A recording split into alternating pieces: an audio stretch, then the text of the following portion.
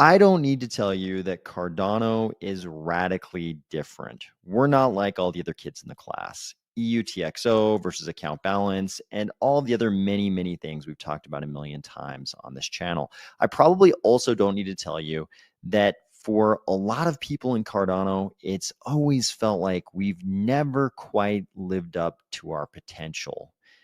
Now is the time when it also feels like we've finally come to this crossroads where Cardano finally needs to take this big leap of faith, where we don't know if we're stepping off into dead air or if we're going to make it to the other side. But if we do make it to the other side, maybe we will finally meet all the expectations and live up to our promise.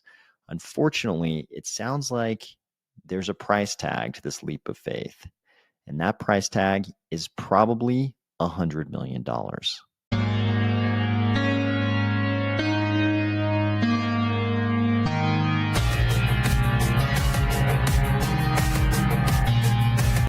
If you'd be happy to get your hands on just 1 million of those $100 million, or if you're finding value in these videos, please consider delegating to the Army of Spies DRep address and the Army of Spies stake pool, ticker AOS.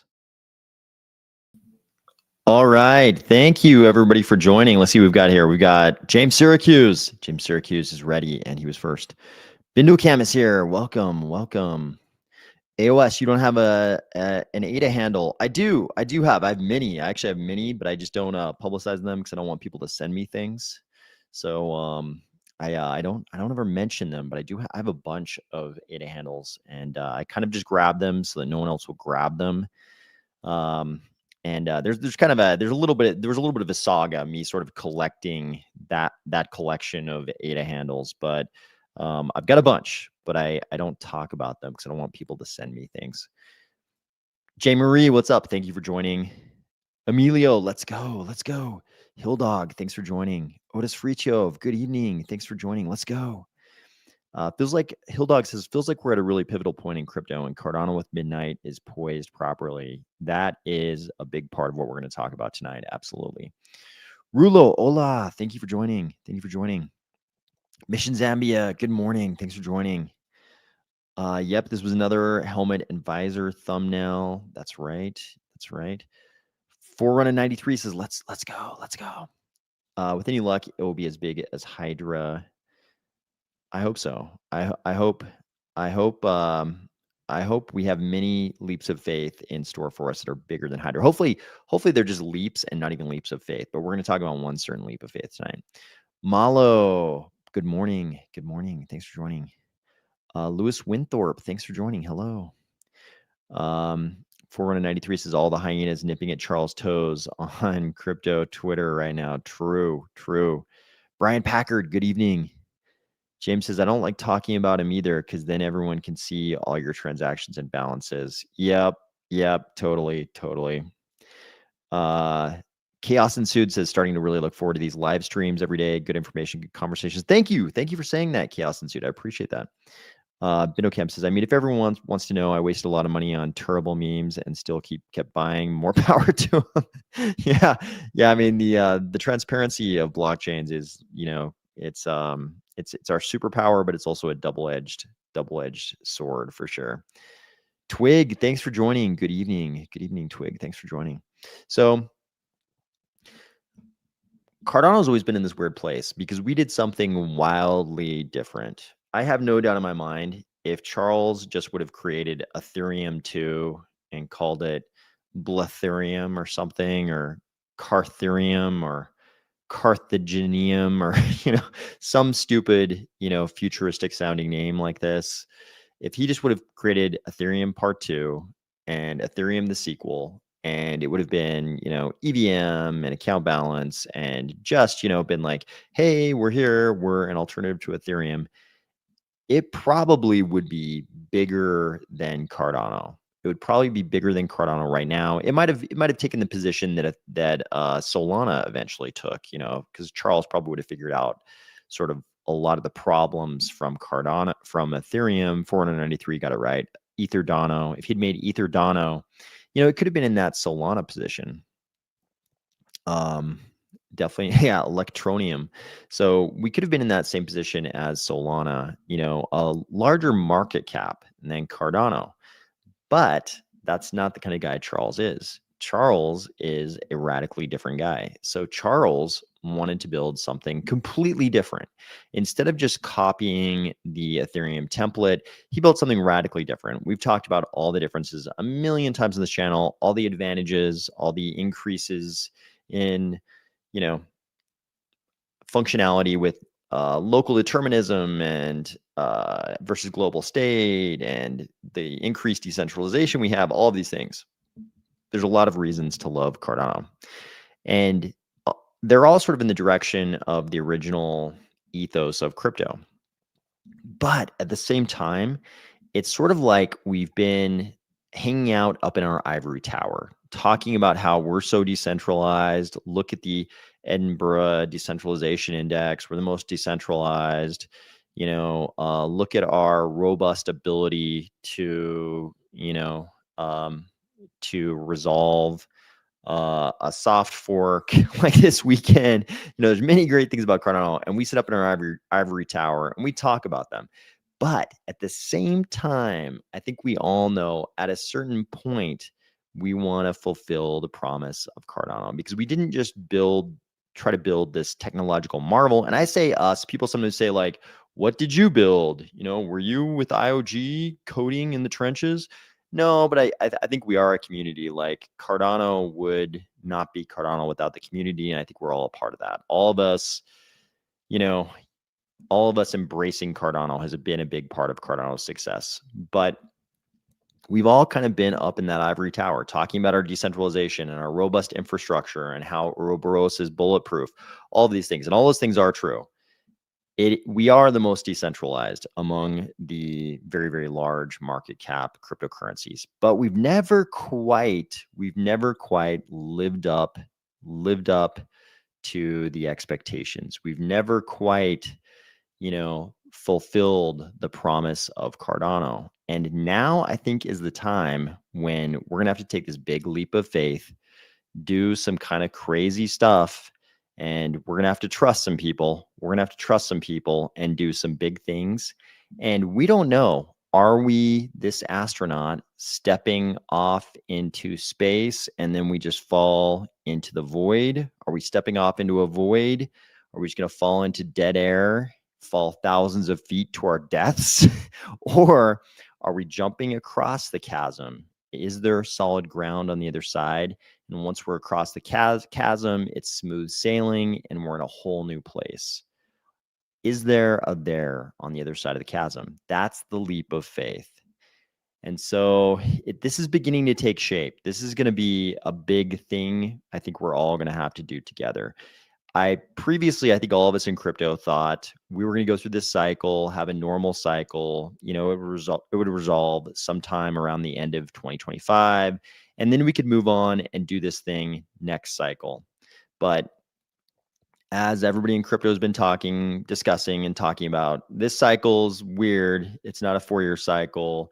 It's the cycle, as always, is tied to liquidity, and the liquidity thing just didn't happen this year. If we're lucky, it's going to happen next year. We've talked a lot about that on this channel. We'll talk about it even more tonight, but 2026 is looking like, if we're going to have that good part of the cycle that all altcoins look forward to, it's looking like it's going to happen in 2026, right? It's looking like we're a little too late in the year for this to happen in 2025. So this kind of changes the timing of everything. I'm just kind of hoping we could get through this cycle. Everybody could not round trip it, be in a great place economically, and then we could address this next big leap of faith. But I think we're going to have to do this thing kind of, hopefully contemporaneous with good things happening next year. So we're going to get to exactly what this leap of faith is and why it might be 100 million and who's going to pay for that, all those details. But first, let's hit a few other things. So first of all, the Charles Midnight whiteboard video. I think this is actually one of the most important things that's happened in Cardano in a long time. If you haven't been watching the videos recently, I'm just calling Midnight the privacy layer of Cardano. It is a part of the greater Cardano ecosystem. So I'm saying it's a part of Cardano. But here's the important part. 3.7 million people watched this in 11 days. 3.7 million people watched it in 11 days. Let's see. You guys probably can't see it. Let's see. You guys probably still can't see it. Let me get rid of that logo so you can see. Look at that. 3.7 million people watched this video in 11 days. This is crazy. This is a huge number of people. Is this all just us Cardano diehards? No, a lot of this, it's that. It's all of us Cardano diehards, but it's also a lot of people very, very excited about a new privacy coin. We've talked about it a million times on this channel. Zcash has been doing great. It's a Dino coin, just like Cardano. It's not a this cycle thing. It's not anything new, but it's been doing fantastic because privacy is, feels like an unstoppable trend. And I think this is just more proof of this. This is going very, very well. If almost 4 million people have watched this video in 11 days, it's incredible. This is around the same number of views. This entire channel, this Army of Spies channel, has only gotten about, I think it's like something like 3.7 million views in its lifetime. This is a lot of views. So this is looking really good for midnight, and this plays into the bigger theme we're going to talk about tonight. Another thing I thought we should address, I saw this today, very accurate. I think I'm kind of noticing some lagging even in my own laptop that I'm doing this stream on, that I think might be attributable to some of the 24-hour use that was going on during the scavenger mine. But I think definitely more than a few of us have laptops that might have suffered some hardware degradation during the scavenger mine. Hopefully that all turns out to be worth it. We're going to find out. Probably the first indications will be on December 8th when the token launches, but we'll see how that goes. But I thought this was a good encapsulation of the cost we might have paid for the midnight scavenger mine. So this was also very interesting. So you remember I covered the chart Marcus showed in his commentary about the resolution of the soft fork this weekend. So I thought this was a great follow-up. Now we're just a couple days removed from the craziness this weekend, and look at what we have here. So when you chart the soft fork on this chart that goes back to, when does it go back to? November 12th up to about current. The soft fork was actually like a very, very minor event. It was a very minor event when you look at it in terms of this chart. So I thought that was a good sort of visualization of, sort of the relative impact of this soft fork, because we talk about it as if, this was some kind of a catastrophic event we'll never recover from. But when you look at it this way, it's kind of a minor event. And I'm not trying to minimize if anybody lost money because they had transactions on the fork that got discarded. I'm not trying to minimize anybody's economic losses, but this is what it was. So before we jump to the next item, let's see what, okay. I Can't Even is here. Hello, good evening. Thank you for joining. Good evening, good morning, whatever time it is in your neck of the woods. BindoCam says, my proof of work is the fiat I've been feeding into the system. Yep, fair enough. Taz says, I voted. Yep, we'll get to the vote. I think that's important. Daniil says, I watched the video from each one of my bot machines mining night. There you go. Just continuously, hopefully people just continuously watch the video over and over again to rack up views. Hilldog says, the fully auditable and regulatory compliant privacy layer. Oh yeah, of Cardano. That's actually a better name. I should just call it that. It is definitely that layer of Cardano. JL Van Overbeck, thank you for joining. Thank you for joining. I can't even say laugh out loud. Midnight scavenger hunt took out some laptops. Yep, I think it did. Looks like a hiccup in the grand scale of things. Yep, I agree with all that. So let's jump over here. So this video is actually like 2 days old now, but I thought it was, so this was a really interesting video because this was obviously after the whole war room thing where, IOG and CF engineers and a bunch of other people all jumped into the war room to deal with the soft fork over the weekend. And, infamously, people were up for like 30 hours dealing with this. So this was after all that. So Charles starts his video by saying he took everybody out for cigars and whiskey, which is, valid reaction to 30 hours of fighting this soft fork. So they're in London, and when he did this video, it was 3 a.m. And apparently they'd gone out for the evening of whiskey and cigars earlier in the night. And so we got a little bit more of it feels like a little more candid Charles, a little more off the cuff Charles. I mean, he's a very outspoken, brash guy. Pucky Hawk, thank you for joining. Good to see you. Glad you made it. Charles is not a guy hiding in the corner, right? He's very passionate, wears his heart on his sleeve, all those things. You already know that. But, even just his attire, you could see Charles here just wearing a black t-shirt. This is a little bit different Charles than we usually see. And I think what he communicated in this video is also a reflection of the fact that he is probably tired, relaxed, relieved.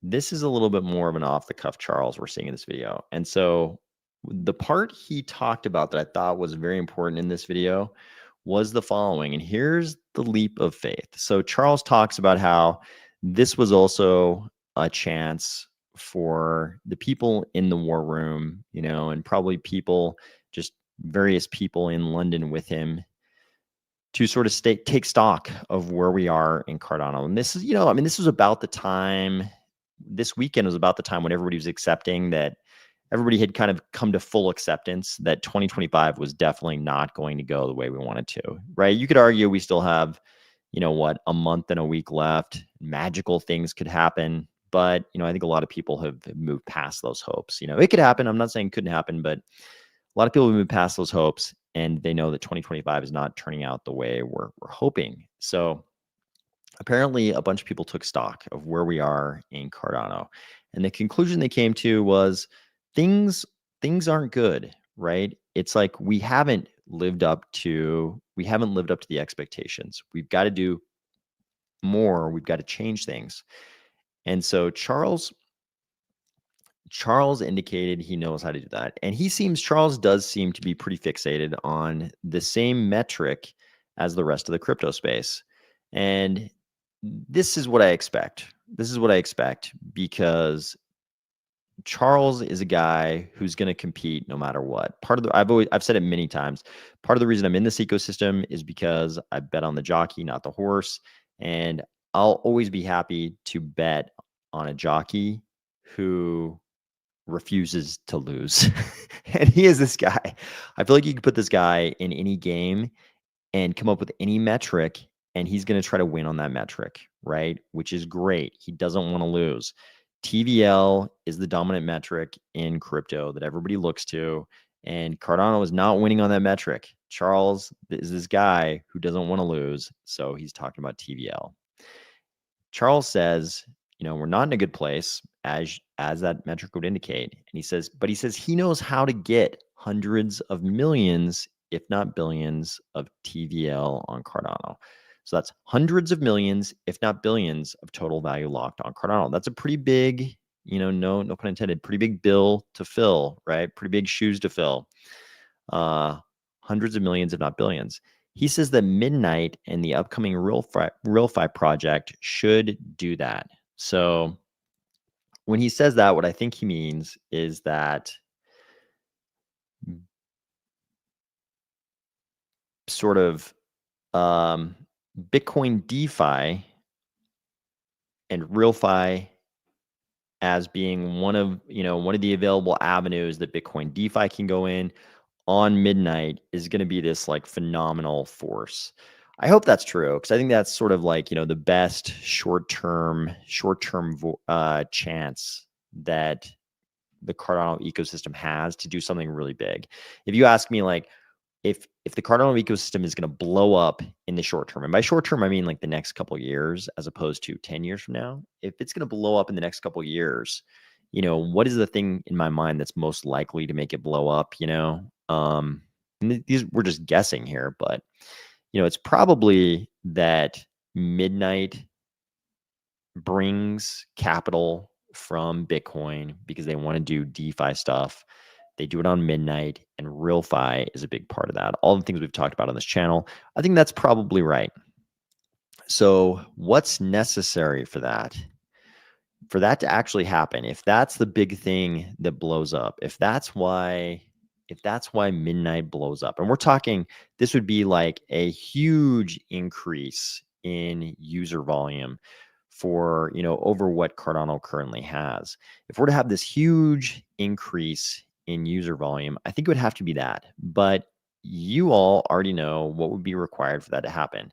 For Bitcoin DeFi to blow up, for any DeFi ecosystem to blow up, what do we know you need? Or what at least have we been led to believe is necessary for that?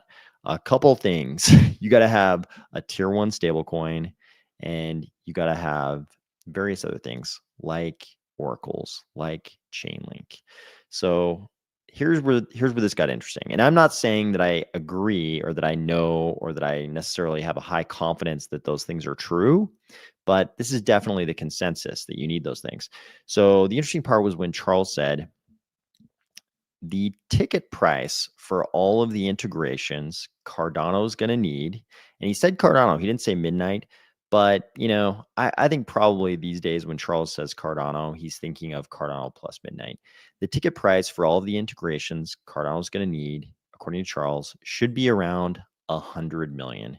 So what is this? What are we talking about? This is probably the price for integration of some tier one stablecoin. We don't know if this is USDC. We don't know if this is Tether.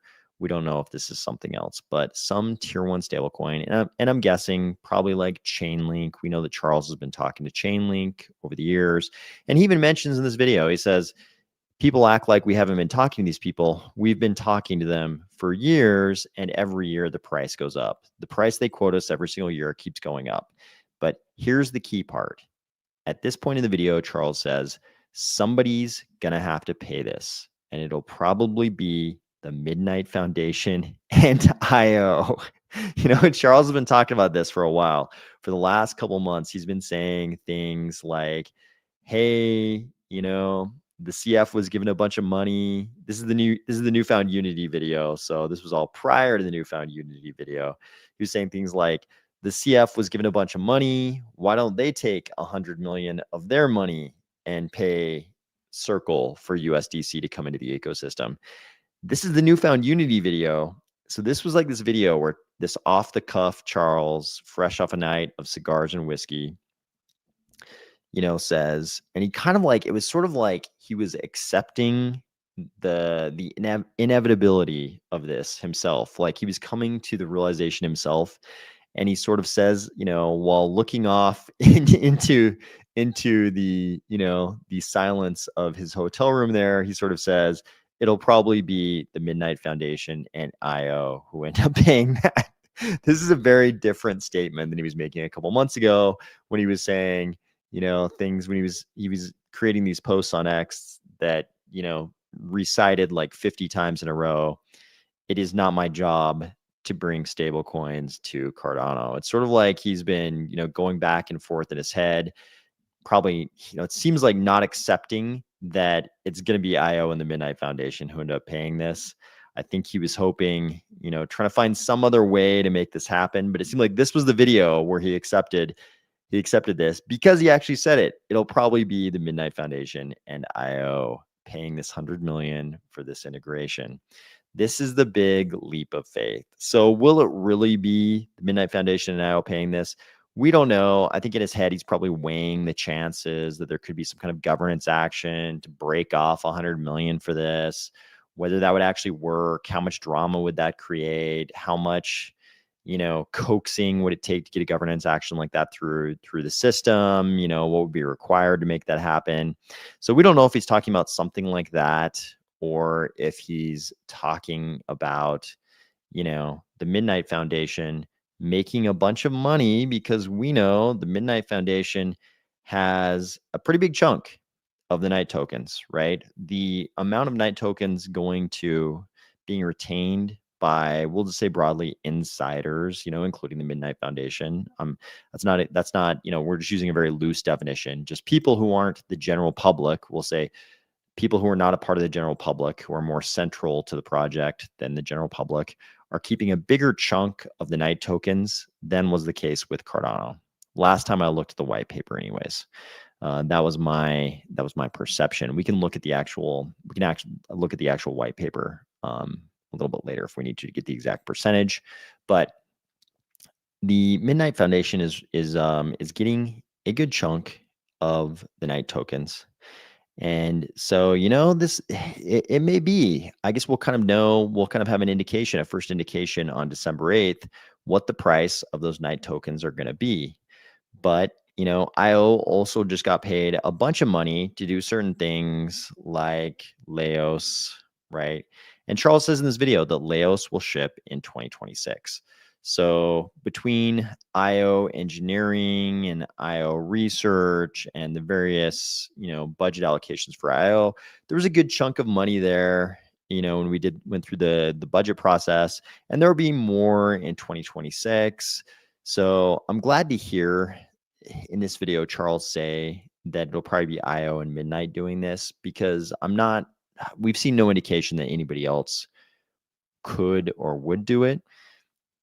So it seems like the only question left is who's going to pay that money, if that's going to come out of the treasury or if it's going to come out of, some other means.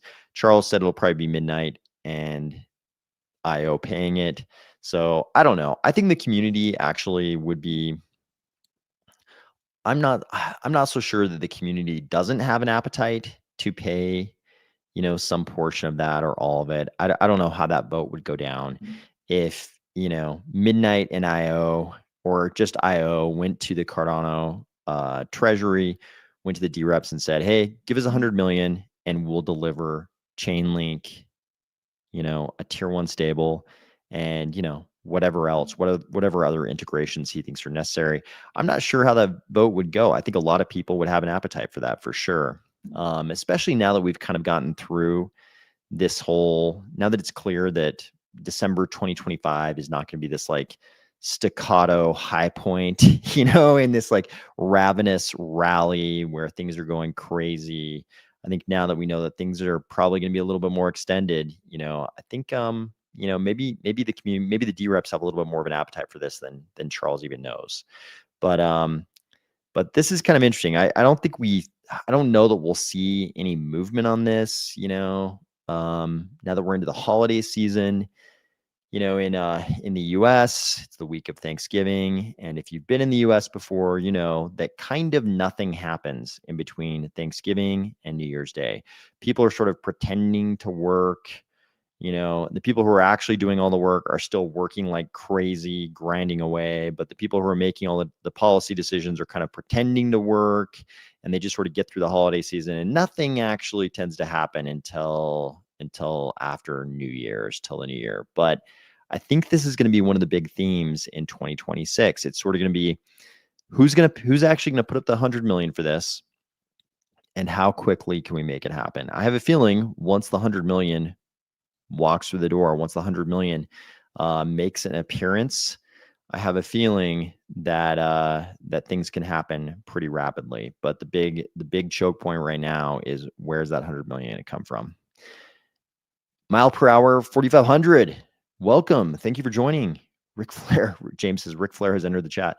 Glad your voice of reason is out there. It helps. Thank you. Thank you for saying that. Rest in peace, Charlie Kirk. Thank you for saying that. I appreciate you saying that.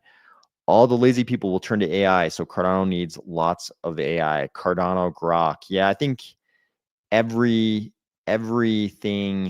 ever is going to need lots of AI just to keep up going forward. I think that's true. Mark Going says, evening, great seeing all the teams working together. Haven't been here the last few nights. You may have already answered this. Do you have views if action should be taken against the perpetrator? We talked about it last night. I think it's we talked about it last night. This was something that was discussed quite heavily on crypto Twitter over the last couple of days. I can see valid points on both sides. Charles is very much of the opinion that code is not law in Cardano, and he has a good point. I mean, at the end of the day, if black hats come in and exploit, people for hundreds of millions of dollars, that's not what happened here. But if that were the case, I can't imagine anybody wanting to stick to principles of code is law. And in fact, in the past, we've seen that this code is law. In the past, we've seen this is not the case. Code is law. I've mentioned this a couple times over the last few days, but code is law died after the DAO hack in the early days of Ethereum. I watched that thing go on from the very first moment that people noticed that money was leaving the DAO through that reentrancy attack.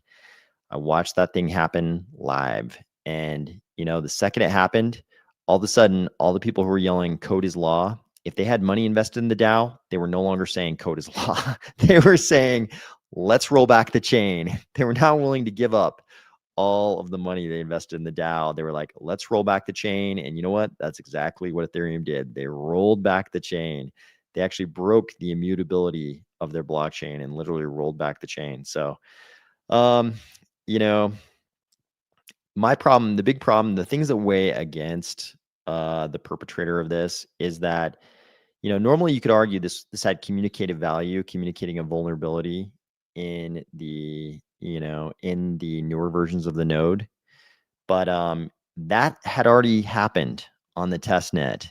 And then this was a duplication of that malformed transaction on the test net on the main net.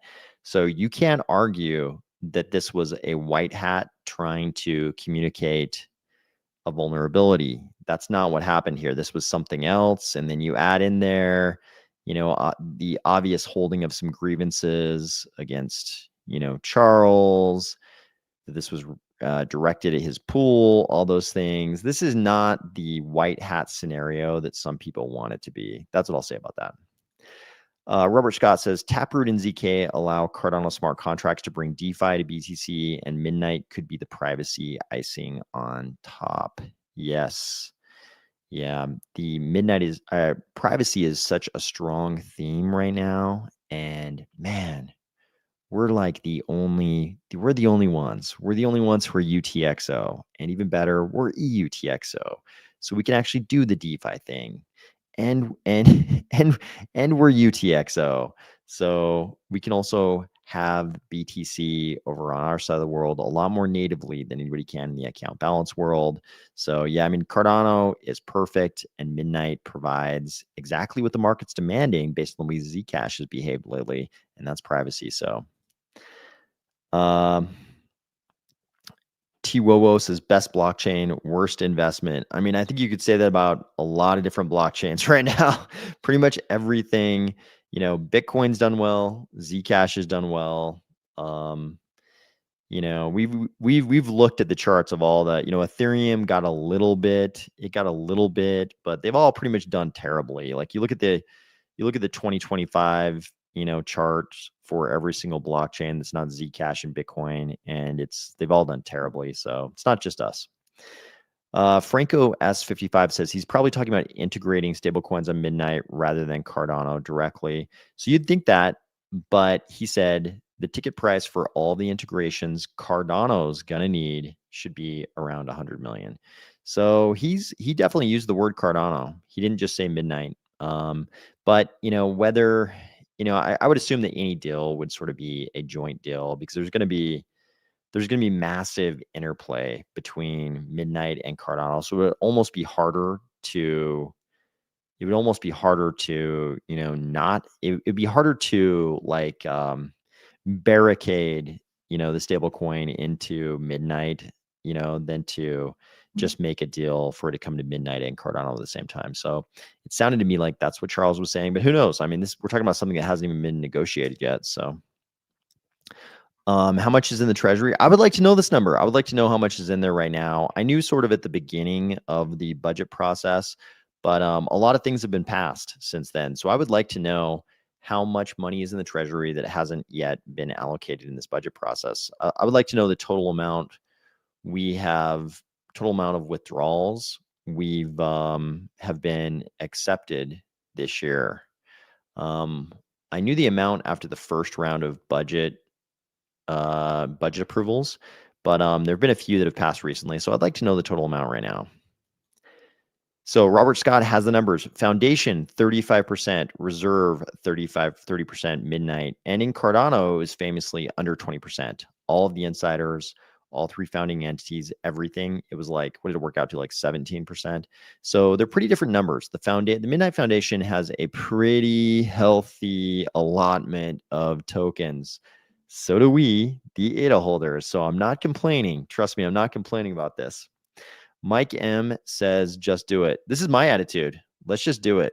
Now, like, there were some people who had concerns about, what affects spending a lot of money. Obviously, Charles had, a very public disagreement with Cardano Well about the effect of spending that much money.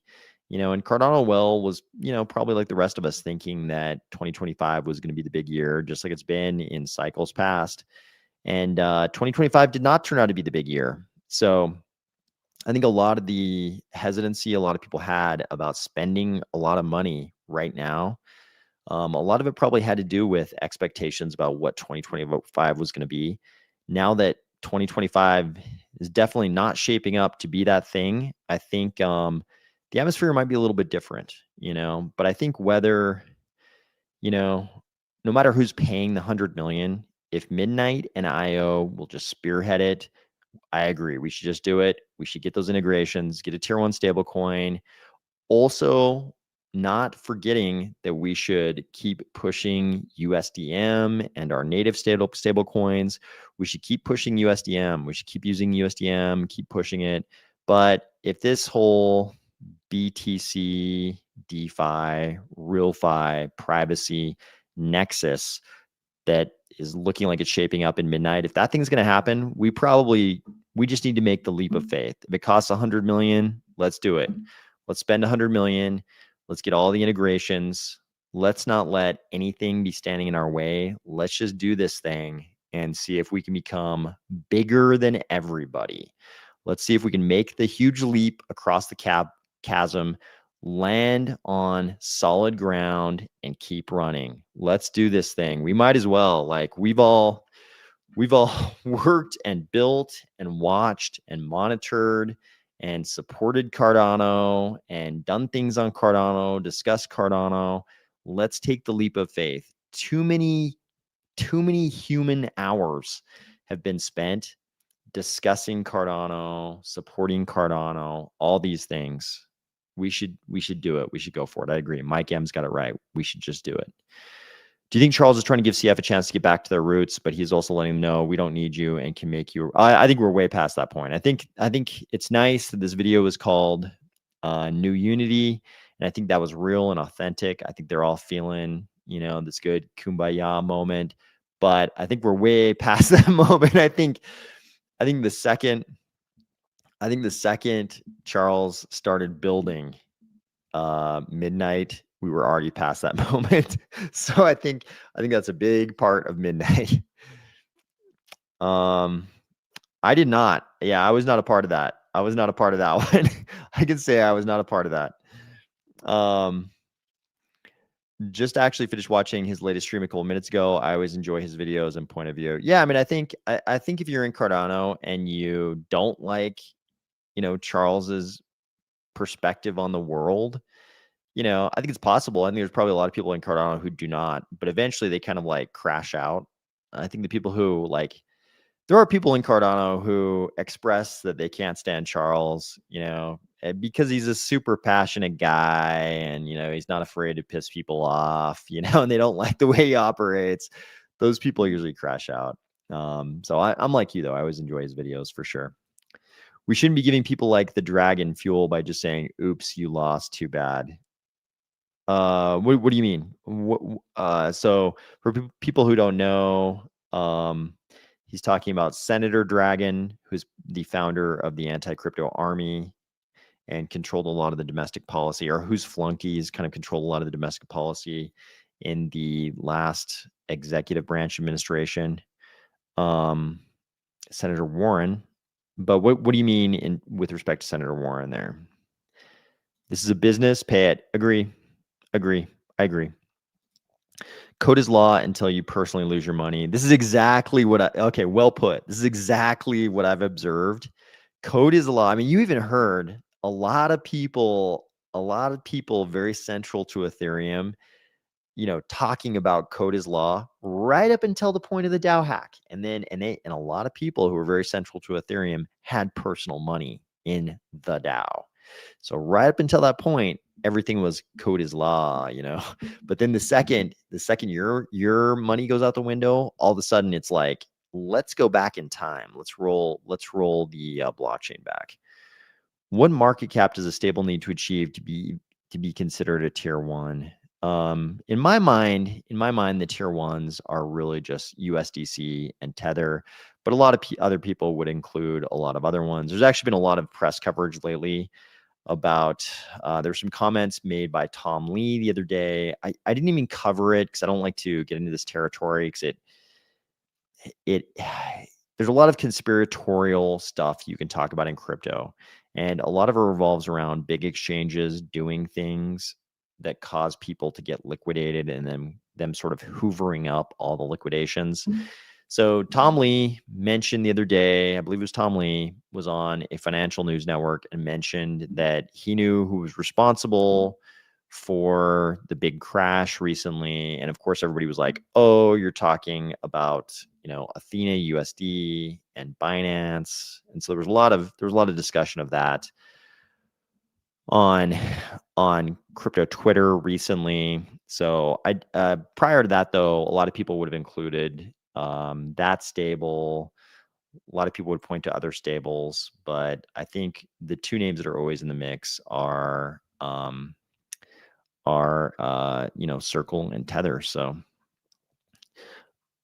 Mallow Blessoff says, I'm still not sure we need USDC or T.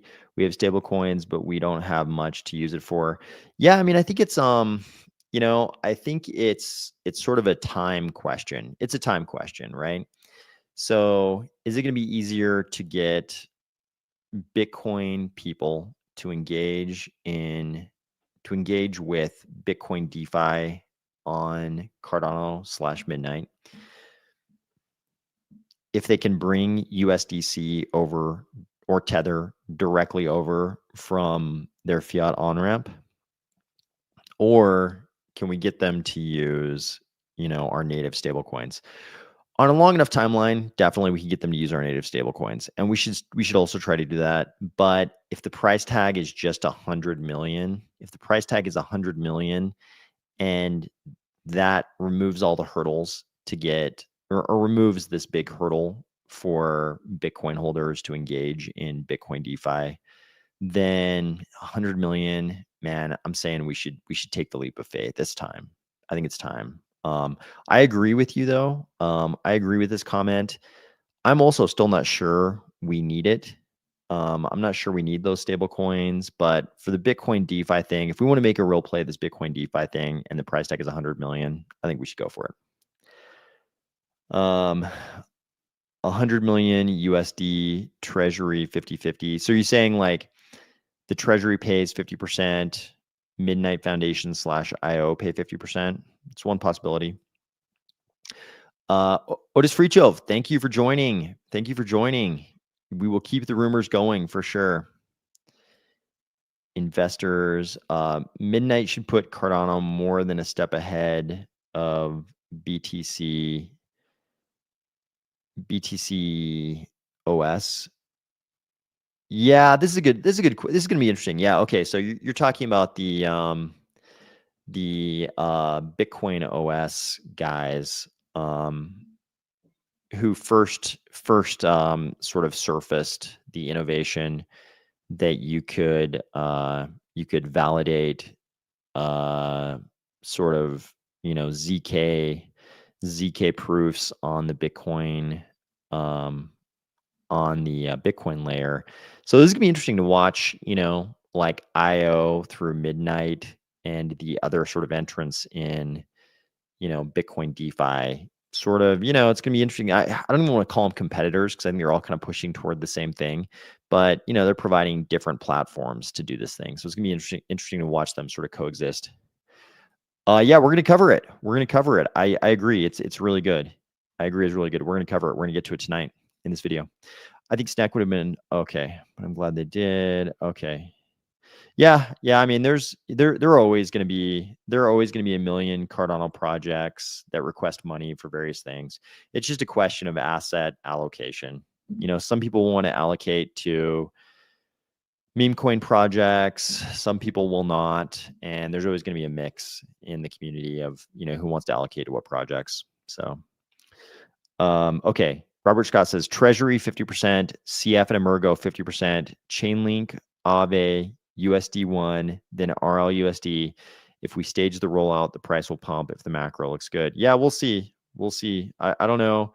I don't know. I don't know which stable coins would be the right ones. There's a lot of strategy and a lot of, you know, there's probably optimal choices and non-optimal choices. So we'll see.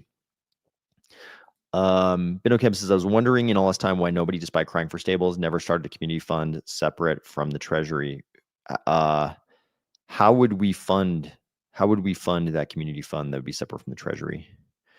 Ouroboros, when two chains become one over time and space, the heart of the time chain. That sounded like the Spice Girls song, Two Become One. And I liked it in a good way. It sounded like it in a good way. The oops commentary was directed at the code is law thing. It's equivalent to me. Okay, gotcha. Charles's live videos have some hostiles in the chats. Don't know how he handles all that. Yeah, there's a lot of stress. We probably don't give Charles enough credit for all the stress he's under. Dude is under a lot of stress and a lot of yeah, dude is absorbing a lot of cortisol. It's actually kind of surprising he holds up as well as he does. Dude is absorbing a lot of cortisol for sure. Calling her the dragon is giving a bad name to dragons. Agreed. USDM needs to be listed on Kraken and Binance. USDM plus VPN equals access. That'd be great, man. If we get USDM on Kraken and Binance, that would be fantastic. I don't know if that's in Binance's best interest though. I don't know if they, I don't know how you would talk them into that. Let me put it that way. I don't know how you'd talk them into it.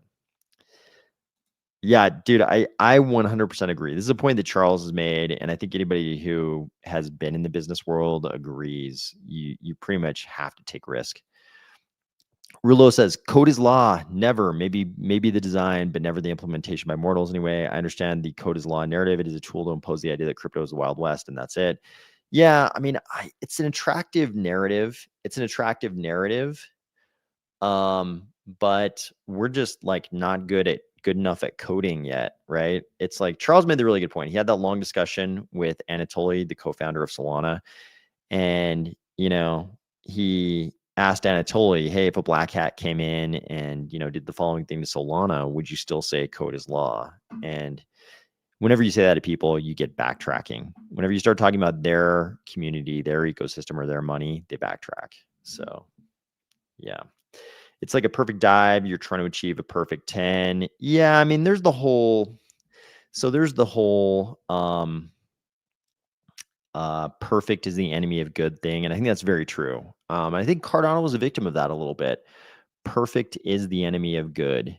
Like Solana has been good at achieving market cap. They haven't been perfect in, according to a lot of the metrics we would impose on them, but also Cardano has, Cardano's pursuit of perfection, which is a big part of why I'm here, because we really do strive really hard for the perfection thing, hitting everything, doing it all, and still maintaining the decentralization. I would argue is us seeking perfection. Cardano is trying to do all of that and keep the decentralization thing, which I think we should never compromise on. I think we should never compromise on that. And I wouldn't even say that the whole layer verse idea is a compromise of that, because you can have layers that make arbitrary compromises on the legs of the trilemma. But yeah, for sure, perfect can be the enemy of good. And Cardano is a little bit of a victim of that in some ways. Should we start a donation to an integration fund? We have so many sharks, minnow whales amongst the community. We could raise a small percentage, encouraging the CF to come to the party. No, I think we just gotta.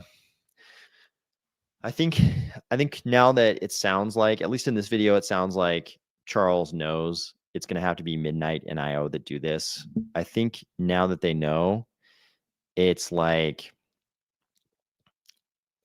it's just a matter of how much they want to pay, how much the treasury wants to pay. It's just who pays for it. I think that's the only thing. I think it's, I think it, I think we get to 100 million a lot faster with treasury money than we do with, starting a separate fund. Yeah, USDA, it's great. I'm glad we have multiple. I always mention USDM, but I'm glad we also have other native stablecoins like JED and USDA for sure in Cardano.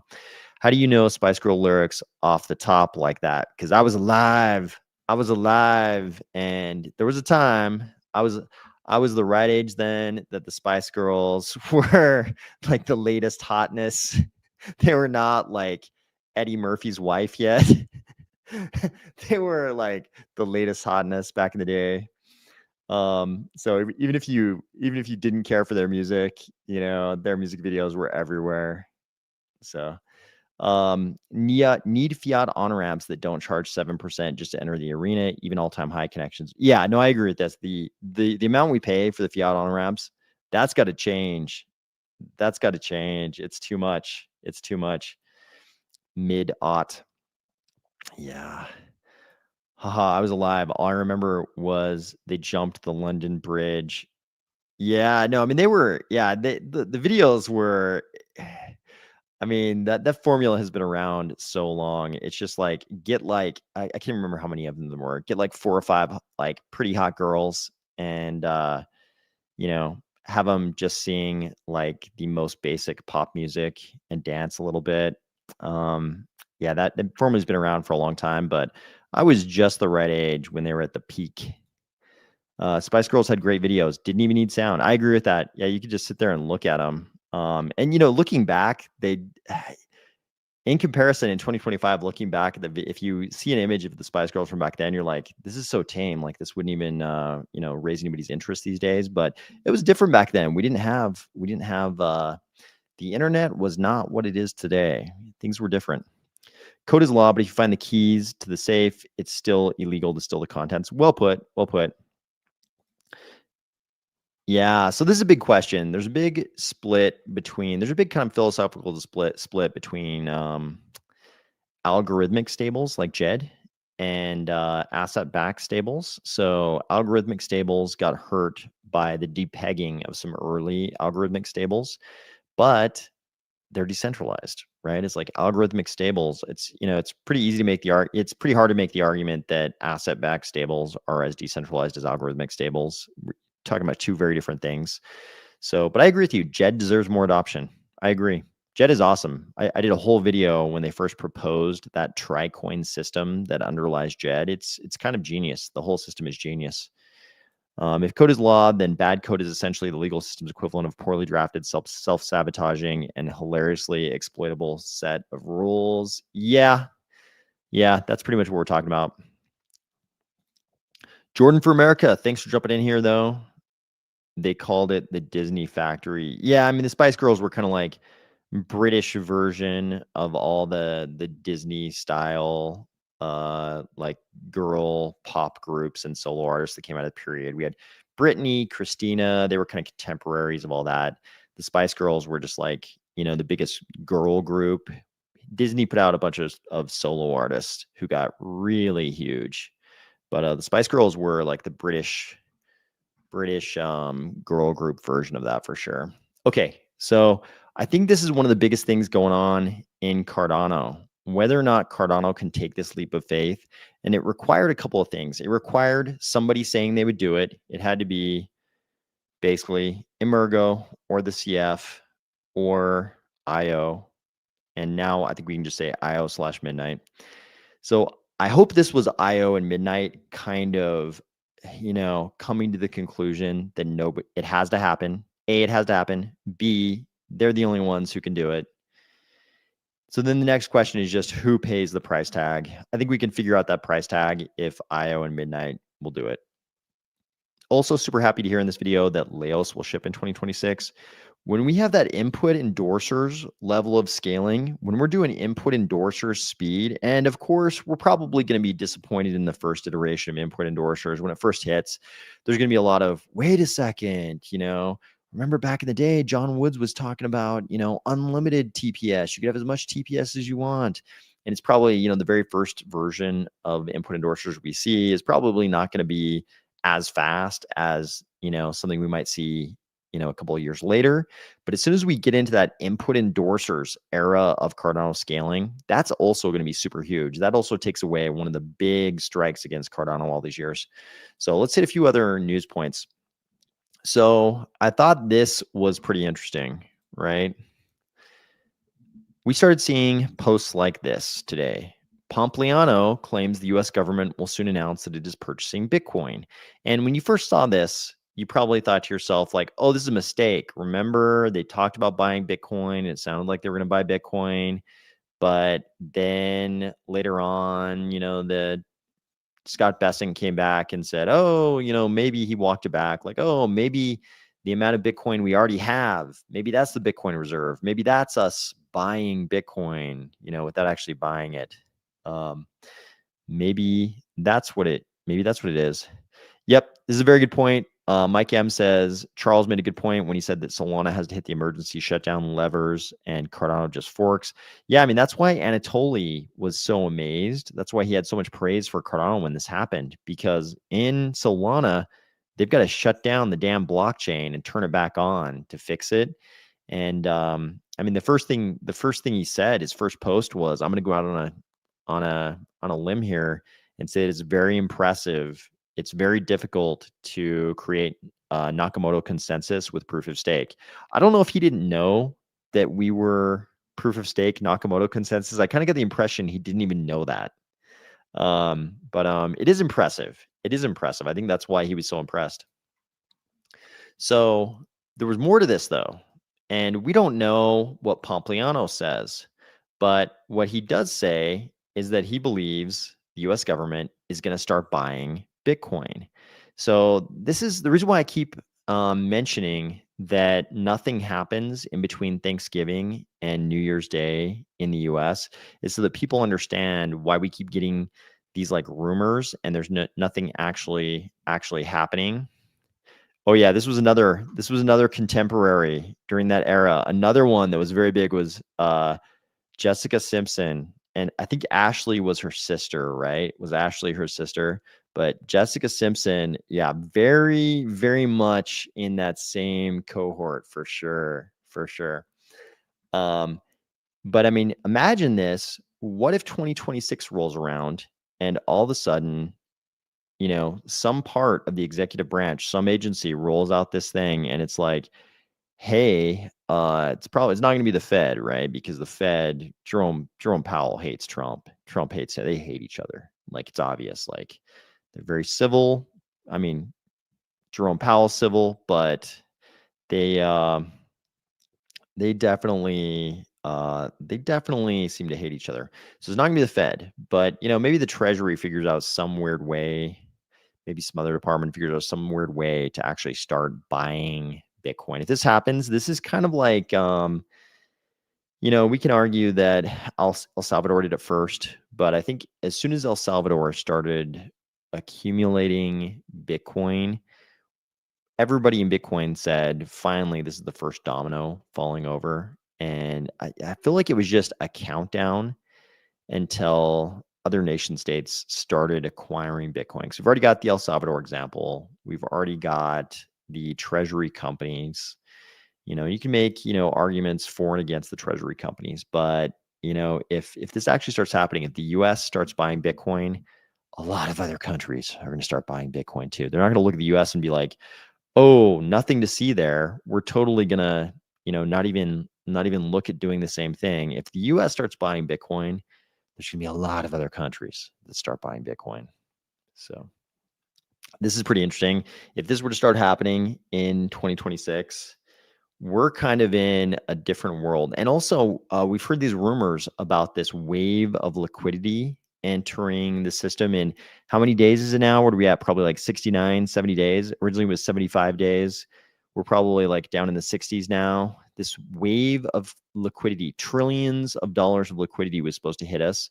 You know, maybe this is how it happens. Maybe they just start buying Bitcoin. Maybe that's the liquidity that we heard about.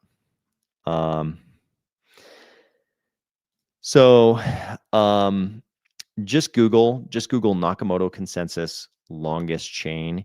And you're going to find a lot of explanations in the context of Bitcoin. So we would have to do like a whole video. I don't want to craft a special video for that, but there's a ton out there. Just Google Nakamoto consensus, longest chain, and you're going to find a ton of explanations in the context of Bitcoin, but it will also explain to you how it works in Cardano. Okay, so I should mention, people are aware that Bitcoin is proof of work and Cardano is proof of stake.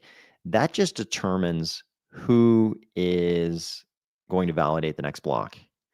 The consensus mechanism, though, is separate, right? The consensus mechanism is totally separate from the proof of work, proof of stake thing. That just determines who's the leader for that slot. That's all that distinction is. That's just the first piece of what blockchains do. The rest of it, and arguably the more important part, is the consensus mechanism. And that's where you'll find that information. So this is kind of interesting. If you've never seen the inside of a Bitcoin mining facility, or you've never seen like an ASIC, so here's a video of Eric Trump, and if you hate the Trump family for whatever reason, just kind of suspend your feelings while you look at this. And you're going to see the inside of a Bitcoin mining facility. There are racks and racks of ASICs. It's interesting. You can see, as soon as you see this, if you understand how these facilities work, you'll understand those are tubes for liquid cooling. And yeah, you get a good look at a full-on Bitcoin mining facility. He is very exuberant about the future of American Bitcoin mining in this video. And I'm guessing this is the same entity. Charles announced that he had invested in a Bitcoin mining venture with them. So I'm guessing this involves, probably involves the same facility, which is kind of interesting. And of course, people pointed out immediately this tweet from back in September: breaking, Eric Trump says Q4 will be unbelievable for your crypto bags. So I think I remember that little bit of news back in September. That certainly didn't turn out. So, I think there is no good appeal to authority on crypto prices. I keep trying to say nobody knows, no matter how central to policy making, even in the US government, you think somebody is, nobody really knows what the Bitcoin markets are going to do, because it's just a bunch of facilities around the world doing this. That's how the Bitcoin blockchain operates. It's decentralized, and the markets are also crazy and decentralized. So Mike M says ETFs. Yeah, ETFs are coming. That's a really big change for Cardano. Probably a lot of, as we look back historically, one of the big things people are going to say about the rise in Bitcoin prices, over the last, year and a half, whatever it's been, people are going to mention ETFs, and that hasn't even happened yet for Cardano. Should have already happened, but because of the government shutdown, hasn't even happened yet for Cardano. So we do have that to look forward to. That's a very good point. Bindo Chem says, I think them facilities need more soundproofing, and they really need to pay more for electrical or generate their own. Yeah, one of the emerging trends that scares me a little bit is kind of the investigative journalism that's going on around neighbors saying they're suffering, weird symptoms from living next to crypto mining facilities. So I think what's going to happen, I hate to even say this, but I think what's going to happen is eventually the medical community is going to come up with a syndrome. They're going to attach some label, and they're probably going to call it a syndrome. There's going to be some syndrome label so you guys know, a syndrome is just like a collection of symptoms. So they're going to take this collection of symptoms that people who live around these crypto mining facilities, they're going to take that collection of symptoms and attach a syndrome label to it. And the opponents of crypto are going to go after proof of work on the basis of that. So they've always had the electricity consumption thing, but they're also going to start talking about medical impacts on the neighbors of these facilities, which is going to be unfortunate for us. Robert Scott says, I was shocked to hear the CF is working with Chainlink with their Viridian wallet. digital identity, yet they do not want to contribute to integration. I don't know. I haven't, until I hear, there's a lot of talk about, we hear all the time from Charles, what he wants and what he thinks. He's very outspoken.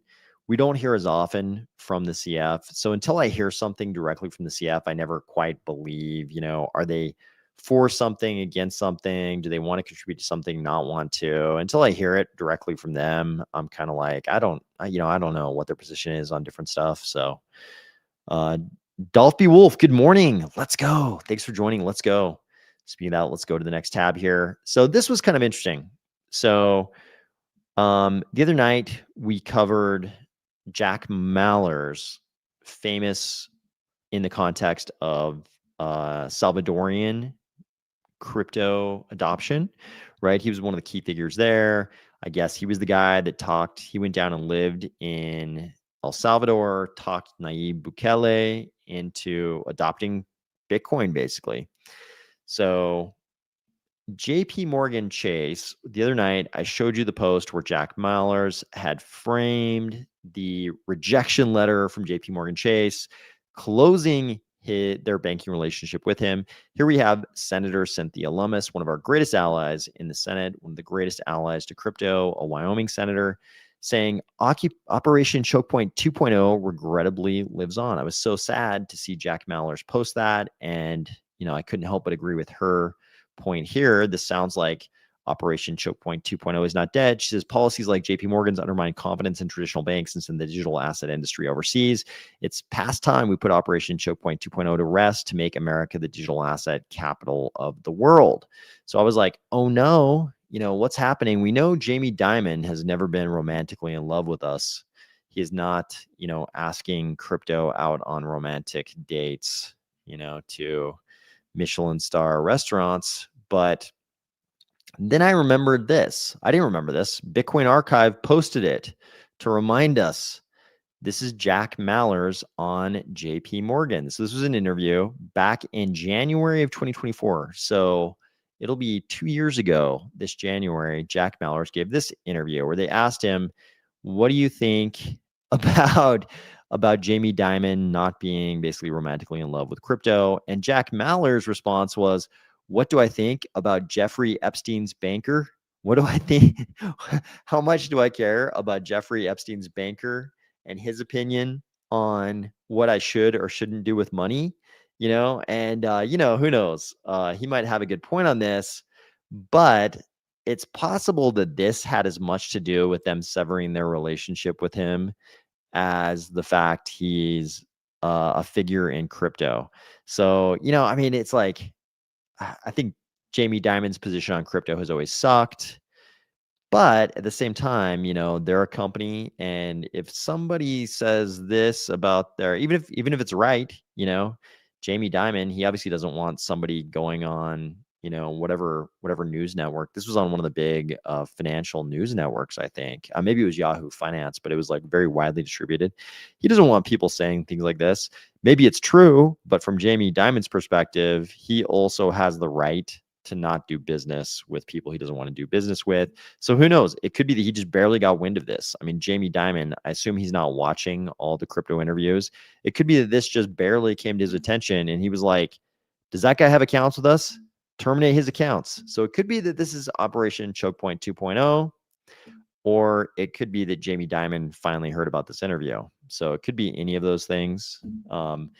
Chase famously closed accounts of crypto people. There were crypto people on Reddit complaining about Chase closing their accounts going back many, many years. I remember reading all those a long time ago. And then you've got some other theories about this. So Uncle Thanos, good morning. Thank you for joining. Pucky Hawk says anything can happen in crypto. JP Morgan is buying, and that just isn't natural. Yeah, there's some other rumors that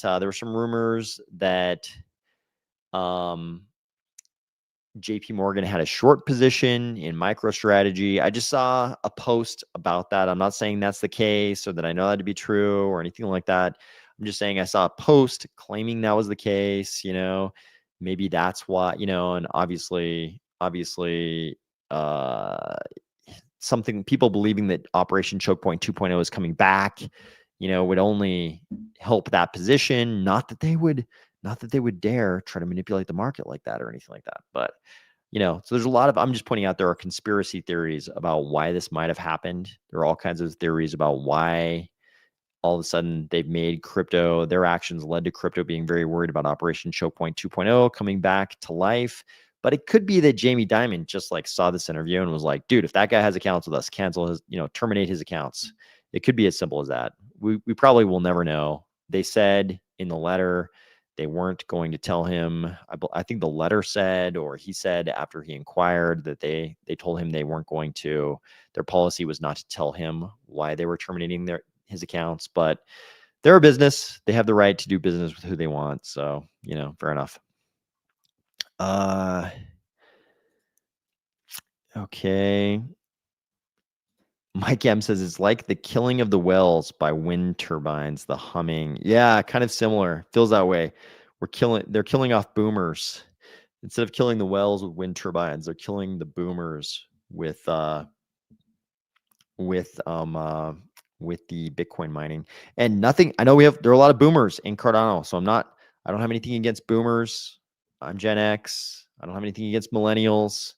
Don't have anything against, Gen Z. I love you all. So I'm just saying, it's I think it's the generation of boomers who most frequently seem to be among the people complaining of these symptoms, because they're the elderly seem to be most susceptible to those kind of symptoms.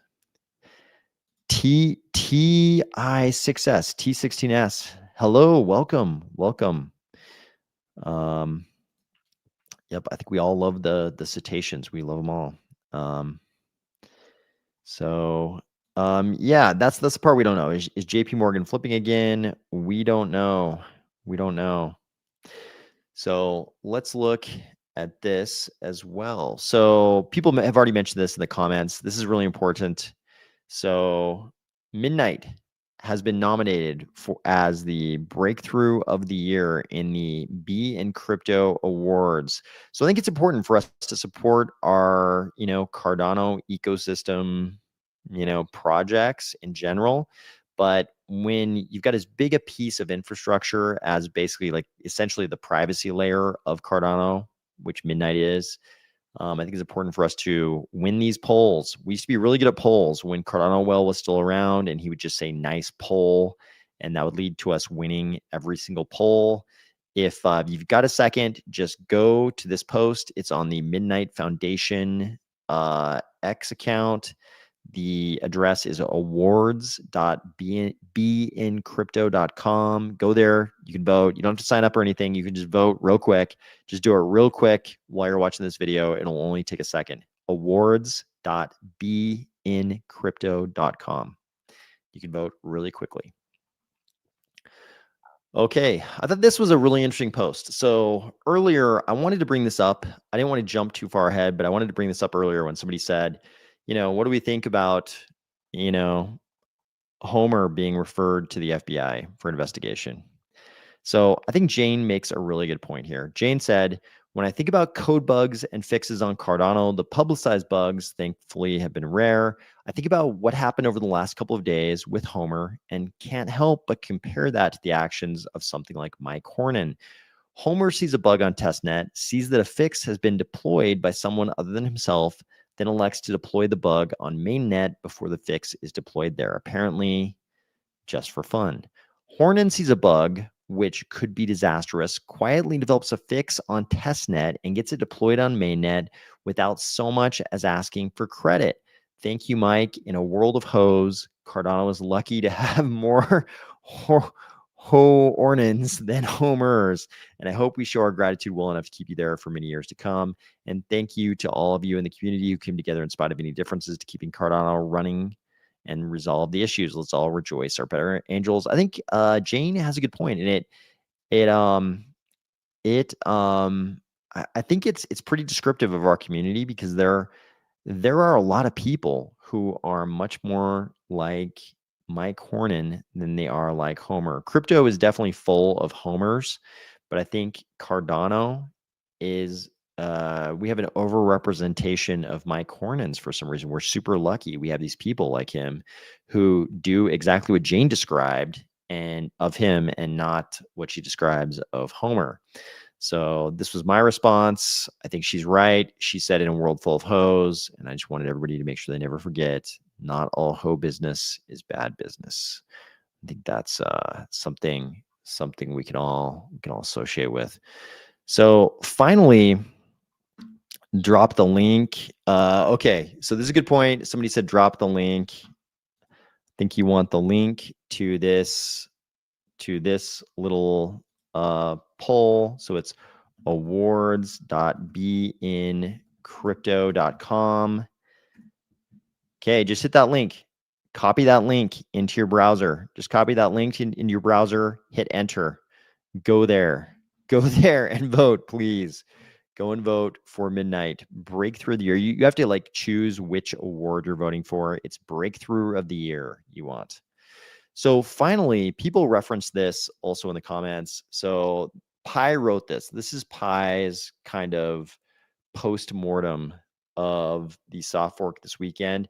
This is the best post-mortem of the soft fork I've read by far. This is by far. Not only does it go through what technically happened, but it also goes through exactly how they resolved it, the different choices they had to resolve it, the timeline of exactly what happened, exactly when the transaction first hit the test net, exactly what time the transaction hit the main net. And this is a really good rundown. Based on this, I still think that the Army of Spies stake pool minted the first 3 blocks on the good chain, the chicken chain. I think we were the ones who minted those first 3 blocks based on the time that we thought it was. The time we think the fork happened on the mainnet, the time we thought it happened this weekend, is around the same time that Pi, around the same time that Pi identifies here. So I think we minted the first 3 blocks on the good chain. Not that it really matters.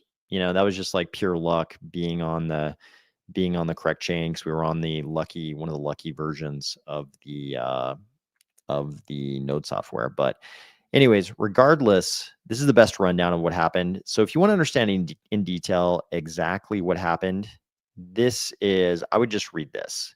So go to Pi's X account.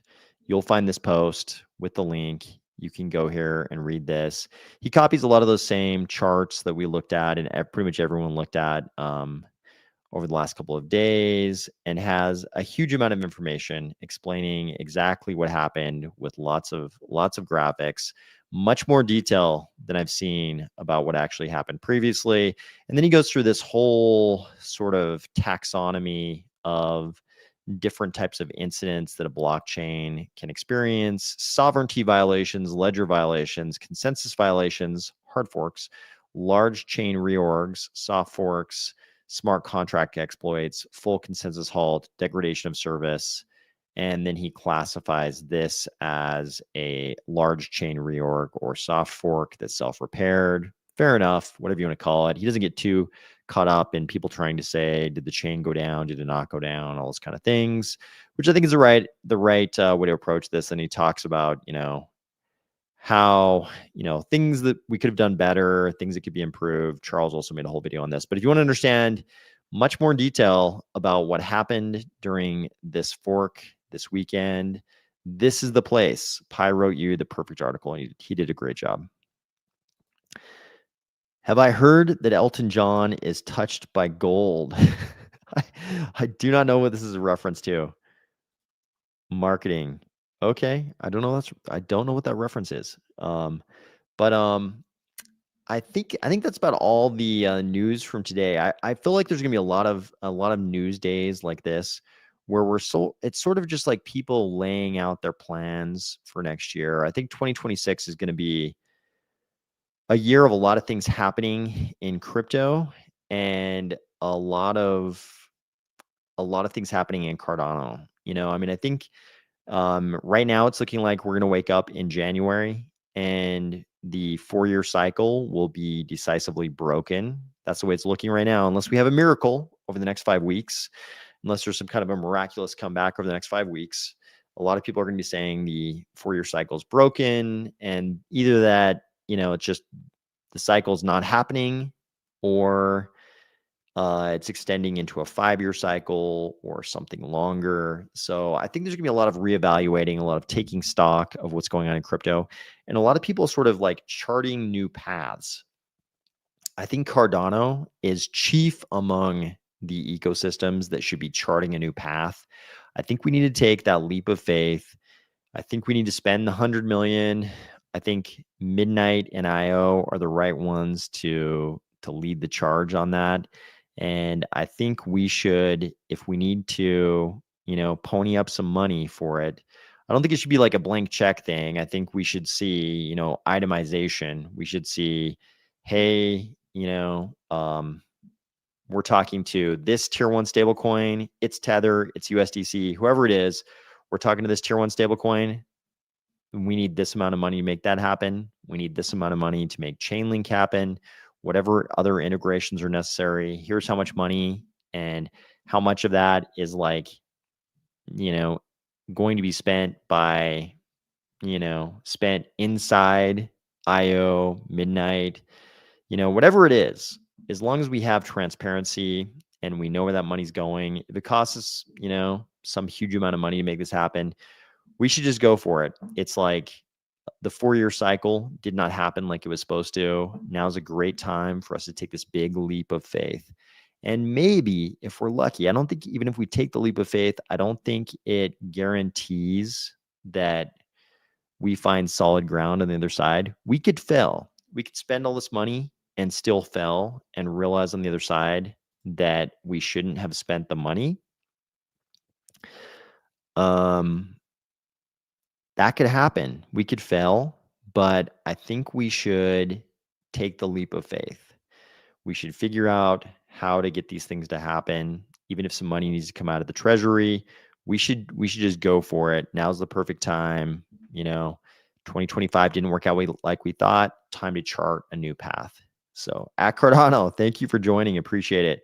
So J Crypto says you can also have Mr. Hoskinson read it to you with commentary video. I think you had up.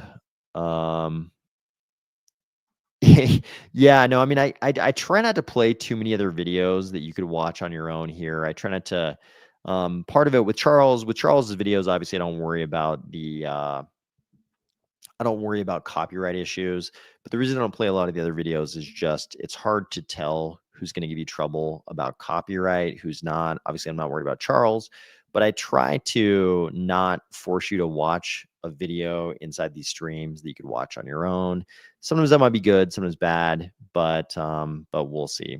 So I think there's gonna be a lot of the same stuff we're experiencing right now. I think there's gonna be a lot of this for the next sort of 5 weeks. I think there's gonna be a lot of people sort of like mentally processing and kind of cataloging what they want to do next year. So this is a good time to kind of watch what's happening, watch what people are talking about.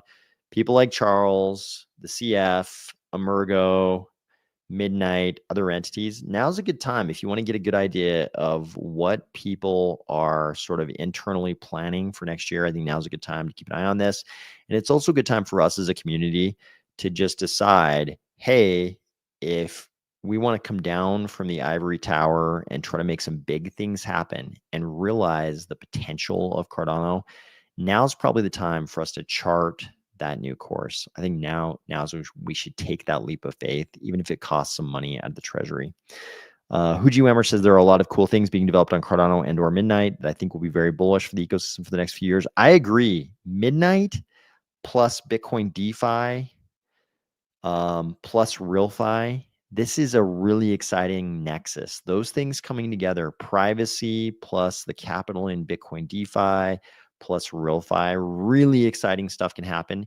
We can build some dApps that crypto has never seen before. We can do some real world things in crypto that the world has never seen before and end this era of doing fake stuff on crypto. We've done a lot of fake stuff, stuff that doesn't really exist in the real world, doesn't impact the real world. It's just kind of all of us in crypto trading money back and forth. That's all kind of fake stuff to me. I'm glad we did it. Nothing wrong with it, but we don't need more meme coins. We don't need more PFP NFTs. What we need is to do real world stuff. We need to do real stuff. And this nexus, privacy plus all the capital in Bitcoin plus RealFi gives us this great nexus, this great opportunity to start doing real stuff in crypto and not do fake stuff anymore. So, morning AOS, did Charles say that you could get usable stablecoins through the Near protocol? I don't know anything about that. Don't know anything about that, Barth. Decentralized governance was a big deal for Cardano, but I don't think anyone outside of Cardano cared too much. They don't care. They don't care much. But if the Senate, were to demand that the market structure bill contain some notions around governance, then the rest of crypto is going to care a lot. So we're kind of bulletproof in that sense. We've already insulated ourselves from that possibility. But a lot of other ecosystems, if a law gets passed that says, hey, you're not really decentralized unless you have decentralized governance, and there have been drafts like that. There have been drafts of bills like the Clarity Bill that have basically said you need to have decentralized governance. If some notions like that get into whatever bill ends up passing the Senate, going back to the House, getting repassed by the House, and then going to the White House, then the rest of the ecosystems are really going to care. So I think it depends on what you mean by partner chain, Brian. I think a blockchain like Solana can be, it can be linked to Midnight in the same way that Midnight wants to be connected to all these blockchains. It wouldn't be like a partner chain. There's a certain like category of things that have sort of like sprung up that we would associate with a partner chain. Like I think what everybody's expecting right now is that a partner chain is going to be a chain that launches like Midnight launched, where ADA holders get a big chunk of the tokens, and validators through staking, ADA holders can get tokens, things like that. So I think if it's an existing chain, it might link to Midnight, just like those other chains. But I don't think it's going to be like a partner chain in the sense that Midnight was to Cardano. It could be like a partner of Midnight's, but it wouldn't be like a partner chain like Midnight is to Cardano. But I hope everybody is having a great week. If you're in the US, I hope you're looking forward to a nice Thanksgiving break and all the things that entails. But I hope everybody's looking forward to a great rest of the week regardless. And I will talk to you soon.